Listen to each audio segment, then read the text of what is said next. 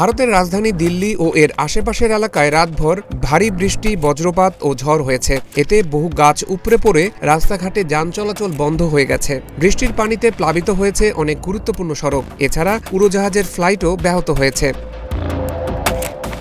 ভারতীয় সংবাদ মাধ্যম এনডিটিভি জানিয়েছে, দিল্লি ক্যান্টনমেন্টের মতিবাগ, মিন্টো রোড এবং দীনদয়াল উপাধ্যায় মার্গ বৃষ্টির পানিতে তলিয়ে গেছে। দিল্লির ইন্দিরা গান্ধী আন্তর্জাতিক বিমানবন্দরে উড়োজাহাজের ওঠানামাও ব্যাহত হয়েছে।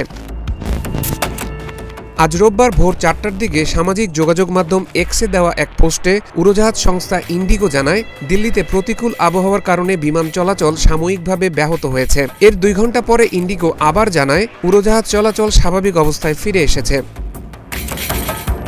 ফ্লাইট রাডার 24-এর তথ্য মতে সকাল 7:30 পর্যন্ত দিল্লি বিমানবন্দর থেকে উড়োজাহাজগুলো গড়ে 46 মিনিট বিলম্বে ছেড়ে গেছে। দিল্লি আবহাওয়া কেন্দ্র জানিয়েছে, রাত 11:30 থেকে ভোর 5:30 পর্যন্ত 6 ঘণ্টায় 82 কিলোমিটার বেগে বাতাস প্রবাহিত হয়েছে। এ সময় 81.2 মিলিমিটার বৃষ্টিপাত রেকর্ড করা হয়েছে। তাপমাত্রা ছিল 22 ডিগ্রি সেলসিয়াস। উত্তরাখণ্ড ও হরিয়ানার কিছু অংশেও ভারী বৃষ্টিপাত হয়েছে।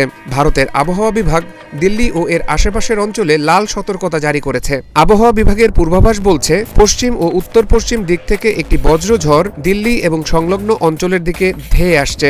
এর প্রভাবে তীব্র বজ্রঝড় বা ধুলোবালি সৃষ্টিকারী বাতাসের সঙ্গে ঘন ঘন বজ্রপাত এবং দমকা বাতাস হওয়ার আশঙ্কা রয়েছে।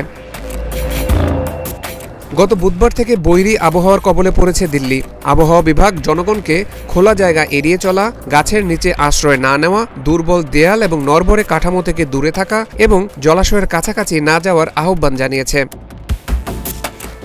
ভারতে সাধারণত দক্ষিণ পশ্চিম মৌসুমি বায়ু 1 জুনের মধ্যে কেরালায় প্রবেশ করে এবং 8 জুলাইয়ের মধ্যে সমগ্র দেশকে ঢেকে ফেলে। এটি 17 সেপ্টেম্বরের দিকে উত্তর পশ্চিম ভারত থেকে বিদায় নিতে শুরু করে এবং 15 অক্টোবরের মধ্যে সম্পূর্ণরূপে বিদায় নেয়।